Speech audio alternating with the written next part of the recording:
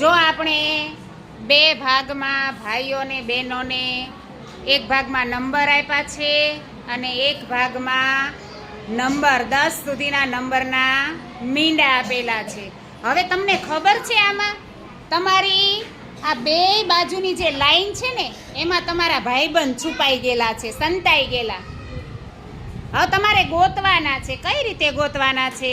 તો જો આ ભાઈ છે ને ઋત્વિકભાઈ, એને એકડો છે ને એક મીંડું છે, તો એને જ્યાં સામે એકડો હોય ને એની પાસે ઊભી રહીને ભાઈબંધ બની જવાનું. ઓકે, ચાલો હું 1 2 3 કહું ને ત્યાં બધા પોતપોતાના મીંડા ગણી લ્યો.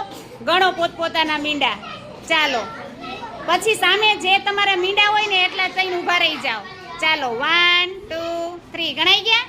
ચાલો ભાઈબંધ ગોતી લ્યો તમારું. એની આગળ ઊભા રહી જાઓ, આગળ ઊભા રહી જાઓ.